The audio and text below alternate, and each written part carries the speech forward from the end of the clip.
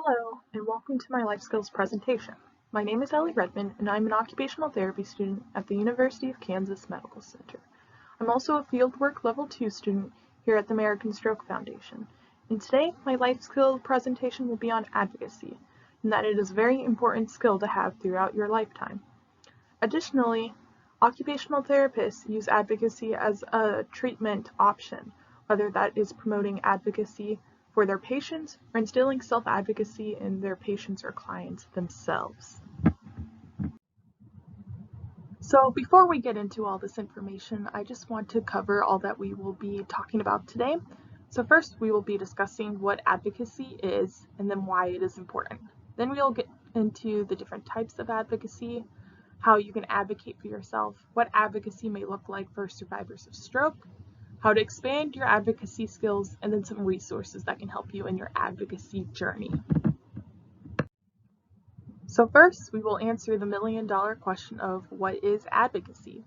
Advocacy is action to support, request, recommend, educate, defend, or disapprove of a cause.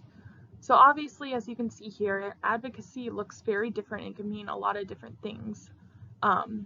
But overall, it's an action. It's taking initiative to get something done in a way. But it can look very different, as you can see here. And we'll kind of cover the varieties here in this presentation. So the next question, why is advocacy important? Why should I care about it?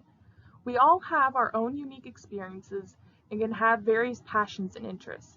So with our unique characteristics as a human, it is important to make sure our voices are heard to ensure rights, help others, educate, and so much more.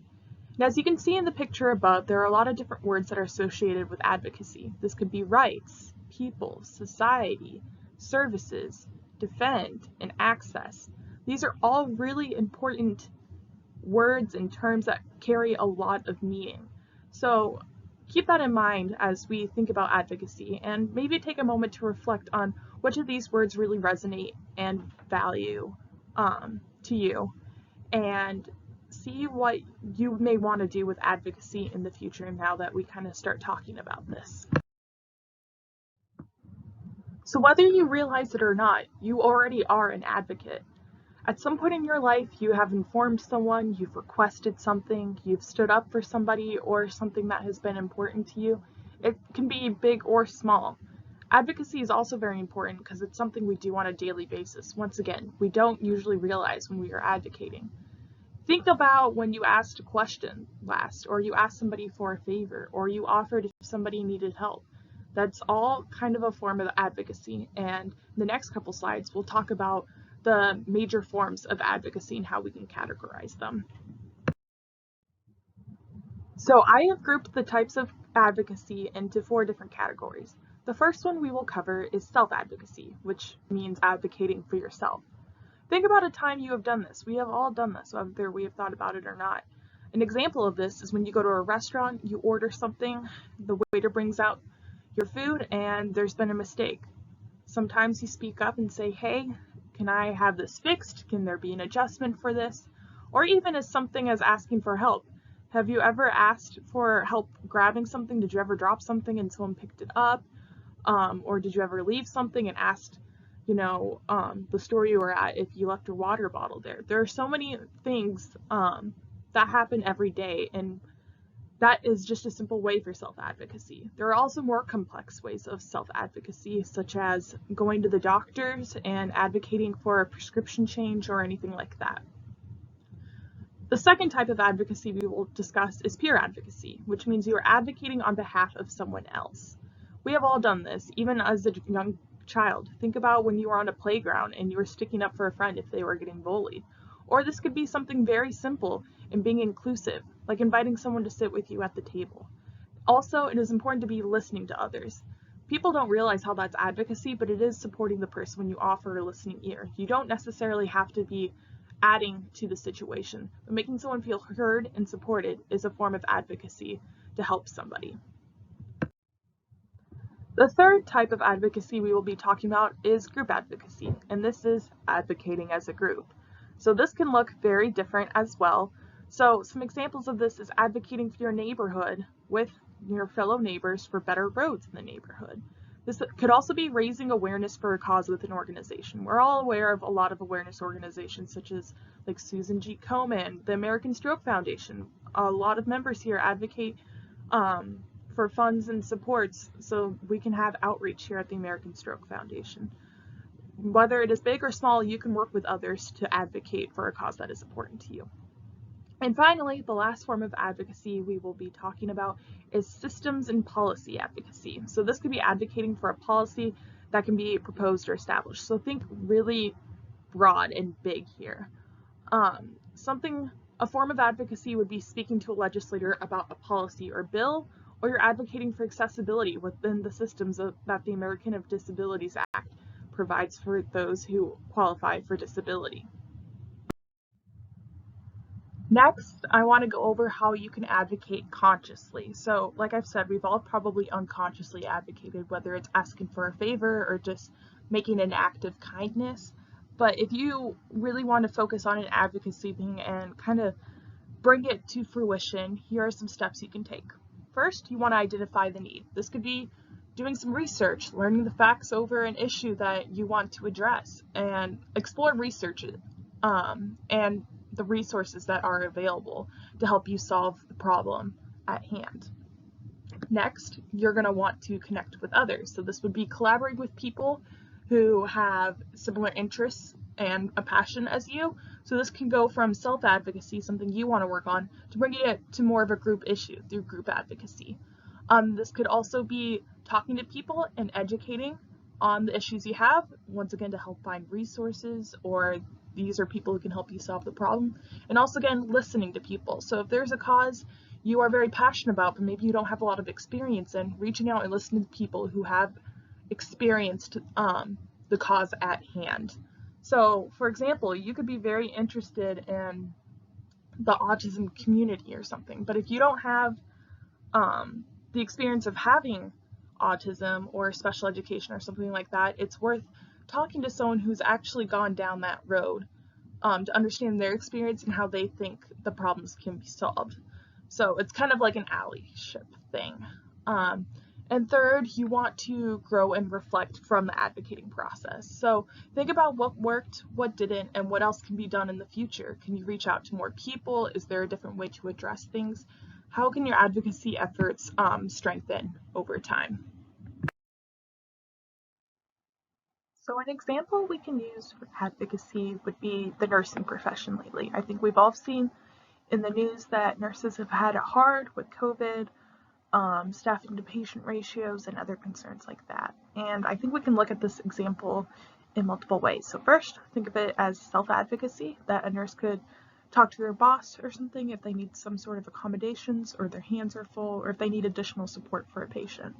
Peer advocacy, they could be standing up for another nurse if there was some sort of incident, and be a witness to anything that happened, or checking in on the nurse if they've had a hard day.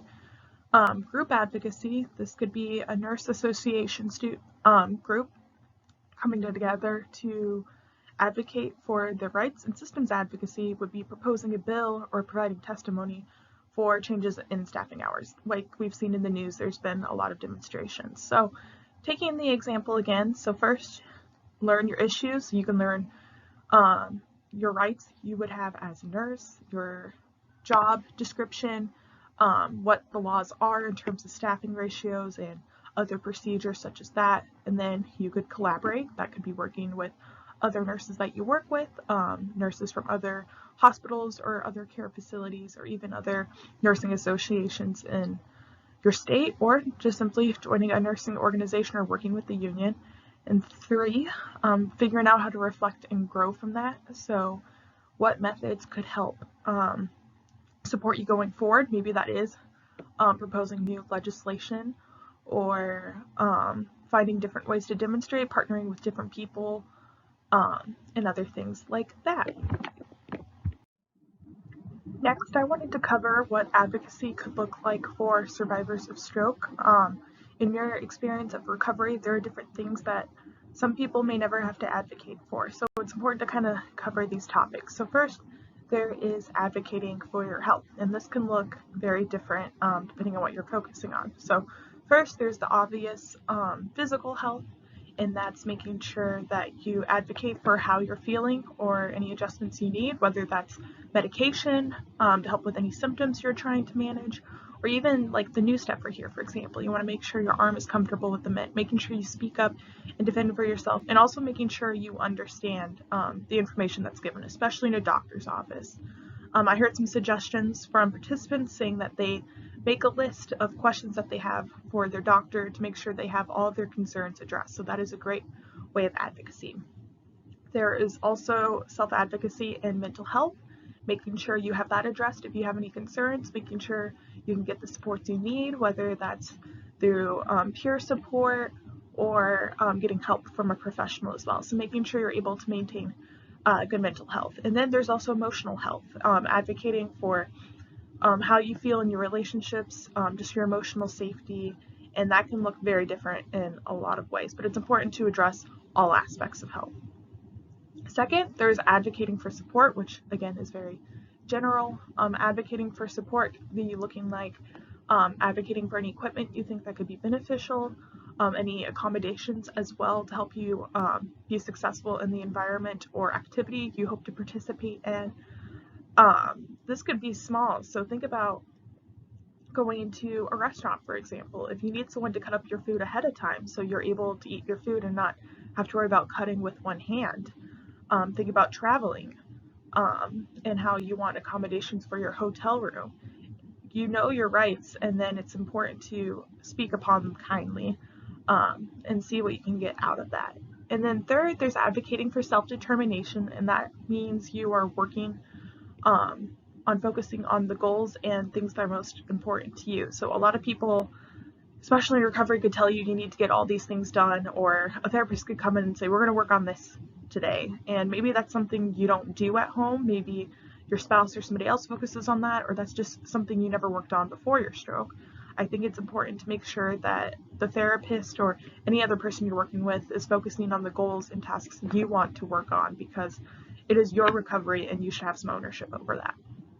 And of course, as someone who's never had a stroke, I can't speak upon all the types of advocacy survivors of stroke have endured, but I'm sure there's a lot more you guys have advocated for, and it's important to recognize that that is a form of advocacy and making sure that you stand up for yourself and see the change that you want within your recovery.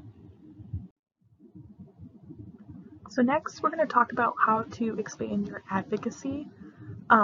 First, you can find organizations that you can be passionate about or have interest in or experience that you can contribute to. These can also be organizations that maybe you don't have any experience about, but it's a cause that you really believe in and find really important, and therefore you want to advocate for it. For example, I am someone who's never had a stroke, but as an occupational therapist, I've been really moved with working with the participants here at the American Stroke Foundation. So I would love to advocate for stroke awareness and solutions in the future.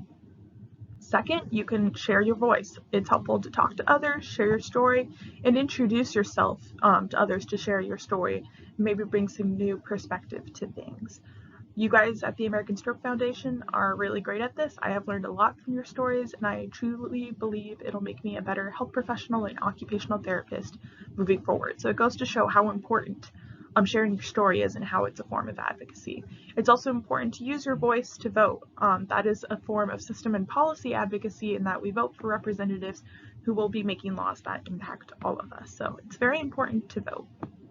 And lastly, it's important to ask questions. You want to learn from others and experts, and even from the opposing view, to learn a better understanding and strengthen your efforts in advocacy. It's important to fight issues and not personalities either. So it's important to be very respectful to everyone, because if you really disagree with someone and you treat them poorly, they're going to be less likely to compromise or work with you in the future. So even if you strongly disagree with anything they're advocating for or their stances, it's important to be respectful. It's also important that when you advocate, you show kindness and appreciation when people do help you or help point you in the right direction, and that some people may not help others in the future unless they have that reinforcement of doing something good and having that appreciation. So just keep that in mind, that it's important to always be respectful and appreciative for those who are helpful to you. So this is a list of websites that will be helpful to provide resources for your advocacy journey if you are interested. The first one is from the World Stroke Organization, and they have an advocacy toolkit specifically for survivors of stroke. The second one is from the American Stroke Association, which provides help and support. So there is a number you can call if you want support or resources for a particular issue you're experiencing, or just a peer to talk to throughout your journey as well. So they provide advocacy and mental health support as well, which is great. And finally, the University of Kansas has the Community Toolbox, and they have a chapter and a set of resources for advocacy in your community. So this is really great for group community advocacy, as well as systems and policy advocacy as well. So if you click any of these links, they will take you directly to their websites. Finally, I'd like to thank you for tuning into this life skills presentation, and I hope you learned something new about advocacy. I also want to remind you that the staff and students here at American Stroke Foundation are here to support you. Advocacy can be a long road of persistence. There could be a lot of effort that doesn't happen overnight, and it takes a lot of patience and support to sometimes advocate for your points and have some success with that. We are here to help you troubleshoot and provide resources, or help find additional resources that can assist you in your advocacy journey. So feel free to reach out to anybody here at the American Stroke Foundation to help you with your advocacy. And thanks again. Have a good day.